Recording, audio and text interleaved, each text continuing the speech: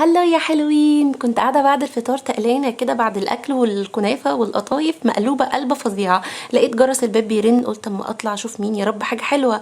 فلقيت حاجه جات لي، قلت يا ربي ايه ده، يا ترى ايه الهديه الحلوه دي، يا ترى ايه. تعالوا بقى نتفرج مع بعض ونشوف ايه اللي جه. وجالي احلى هديه بجد جات لي في حياتي، اتصدمت زي ما انتم شايفين كده.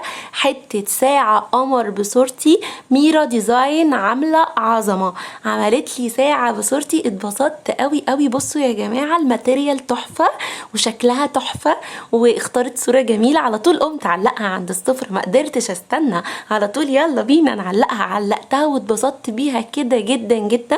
حجمها حلو قوي، الماتيريال حلو قوي، وكل حاجه كانت حلوه واتبسطت قوي. وبعدين قلت افتح بقيه الهدايا بقى معاكم واشوف عامله لي ايه كمان. ببص كده لقيت عامله لي صور على شكل البوم تحفه ليا انا والاحمد واليحيى، وكانت حلوه قوي قوي قوي بجد. يعني بصوا، عايزه اقول لكم احلى هدايا ممكن تعملوها لاصحابكم وحبايبكم الافكار الحلوه دي، بجد اتبسطت بيها قوي. انتوا مش متخيلين ممتعه وحلوه قد ايه، وخصوصا بقى لو صور انتوا بتحبوها.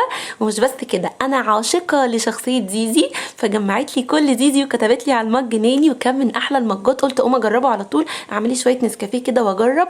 لقيته تحفه جدا زي ما انتوا شايفين كده، امور قوي قوي قوي قوي. ومش بس كده، عملت لي نوت بوك عليه صورتي وعليه اسمي، يجنن. اتبسطت بيه بطريقه مش طبيعيه. النوت بوك ده بقى يعني حاجه لطيفه جدا برضو، وهديه لذيذه قوي بجد. ميرا ديزاين عندها هدايا تجنن وافكار حلوه قوي واسعار حلوه قوي، واي حد من عندي هيكون ليه خصم كبير جدا ليها، وكمان الاسعار بتاعتها حلوه قوي. هسيب لكم اللينك بتاعها، وهتتبسطوا جدا جدا لما تدخلوا عندها وتعملوا هدايا حلوه قوي زي دي لاصحابكم وحبايبكم. وبجد بتكون ذكريات لطيفه جدا جدا الهدايا الجميله دي، وهتتبسطوا قوي قوي عندها. باي باي.